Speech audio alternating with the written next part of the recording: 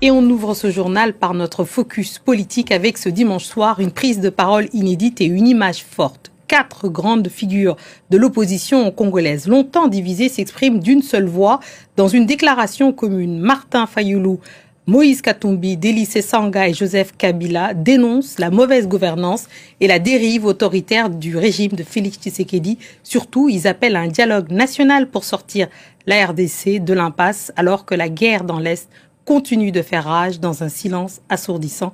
Que peut encore la politique face à la violence armée? Quelle responsabilité les autorités congolaises, le Rwanda, de la communauté internationale? Martin Fayulu, figure de l'opposition, un candidat malheureux à la présidentielle de 2018, est notre invité. Bonsoir, Monsieur Fayulu, et bienvenue sur France 24. Bonsoir. J'ai pas été un candidat malheureux. J'ai gagné, mais Monsieur Kabila et Monsieur Nanga ont décidé autrement. Ils ont fabriqué des chiffres pour mettre Félix Tshisekedi.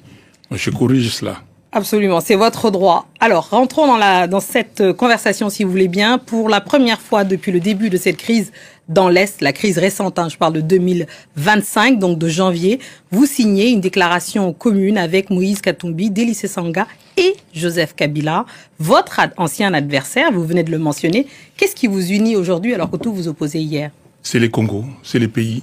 C'est la paix au Congo, c'est la sécurité au Congo, c'est l'envie, le besoin pressant d'arrêter des tueries, des massacres des Congolais. Et c'est ça qui me fait signer avec Joseph Kabila, Délice Sanga, Moïse Katumbi. Et demain, je pourrais signer avec Félix Tshisekedi s'il décide que nous nous mettons ensemble pour discuter, parler de la vérité, se réconcilier et à mettre en place la cohésion nationale au Congo. Vous appelez à un dialogue national, vous parlez de causes internes de la crise, comme la mauvaise gouvernance ou la restriction, je signe à la restriction des libertés. Est-ce une manière de dire que le gouvernement congolais porte une part de responsabilité dans l'enlisement de cette crise dans l'Est? Une grande part de responsabilité. Un gouvernement, s'il est mis en place, c'est pour résoudre le problème du pays.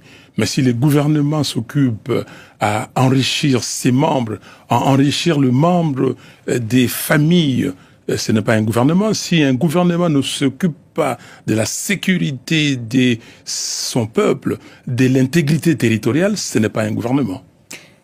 Néanmoins, est-ce que vous avez été approché pour entrer dans un gouvernement d'union nationale si c'était proposé? Et si c'était proposé, est-ce que vous accepteriez? Non, je n'ai pas été... je dois être clair, on m'a sollicité pour rencontrer Monsieur Kolongele et Bérande, c'est lui qui consultait les gens pour ces gouvernements d'union nationale. Je dis que non, je ne pouvais pas accepter parce que je souhaite que les évêques catholiques et les pasteurs protestants réunis ensemble et dans leur initiative de pacte social pour la paix et le bien vivre ensemble. Et donc, je souhaite que ces pactes, cette réunion ait lieu pour que nous puissions parler des problèmes du pays. Le président Tshisekedi, de son côté, affirme vouloir mettre fin à la guerre avec l'appui des États-Unis et du Qatar. Vous parlez-vous de négociations opaques avec le Rwanda et la présence de forces étrangères sur le sol congolais? Que savez-vous exactement des accords en cours et que redoutez-vous exactement? On ne sait pas grand-chose, si ce n'est la déclaration des principes que nous avons vus. Et ce que nous nous disons, c'est très clair.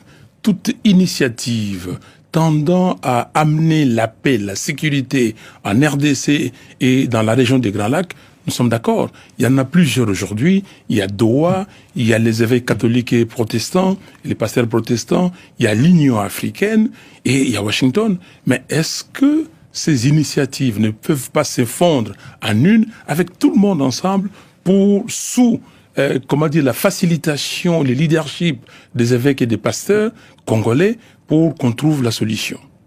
Kinshasa accuse de son côté Joseph Kabila d'être lié à l'Alliance Fleuve Congo, la plateforme dont fait partie le M23. Vous, Martin Fayulu, vous vous engagez aux côtés de lui dans ce communiqué. N'y a-t-il pas là une contradiction? Est-ce que vous cautionnez tout simplement ce qu'on lui reproche? Mais je n'en sais rien. Kinshasa, en tout cas, vous voulez parler de Monsieur Félix Tshisekedi. Ils se connaissent bien, Félix Tshisekedi et Joseph Kabila. Ils ont signé des accords. Parlons de leurs accords d'abord. Moi, ce qui m'intéresse, c'est le Congo. Ce n'est pas Tartampion ou Fayoulou, Tshisekedi, Kabila, Katumbi. Moi, ce qui m'intéresse, c'est le Congo. Est-ce que nous pouvons nous mettre ensemble pour parler des problèmes du Congo et trouver des solutions durables? Les évêques, qui sont des autorités morales, des autorités spirituelles, ils ont dit, mettez-vous ensemble. Si eux, ils le disent, vous voulez que moi, je me soustrais pour dire que j'élimine tel ou tel autre. Mais on m'a dit même qu'il faut discuter avec M. Nanga. Est-ce que je vais dire que non, on met M. Nanga de côté? Non, j'ai dit, tout le monde, ensemble, on se dit la vérité. Les Sud-Africains, ils ont bien fait cet exercice. Pourquoi nous ne le ferions pas? Poursuivons là-dessus sur les propositions concrètes. On vous a entendu sur le soutien ou en tout cas la médiation des évêques et de l'Église en RDC. Mais au-delà de ça, qu'est-ce que vous proposez concrètement pour mettre fin à la crise dans l'Est? Mais ce que nous proposons, c'est 5 choses. On se met d'accord sur ce que nous appelons la réunion sur la vérité, réconciliation et cohésion nationale, qui va discuter d'abord comment mettre fin à la guerre, comment recouvrer l'intégrité territoriale du pays. 2, comment arrêter la gabegie financière, les trains de vie élevés de l'État pour récupérer l'argent et alimenter l'armée et le projet social pour alléger la misère du peuple. 3, comment arrêter avec les violations systématiques des droits humains. 4, comment demain avoir des élections crédibles, c'est-à-dire comment faire des réformes. Et 5, enfin, comment vivre en paix dans la sous-région. Comment faire à ce que les Congo et les autres pays de la sous-région, nous avons 9 pays voisins, comment assurer ces vivre ensemble paisible. Merci beaucoup Martin Fayoulou d'être venu dans ce journal de l'Afrique. Merci infiniment. C'est moi qui vous remercie. Merci.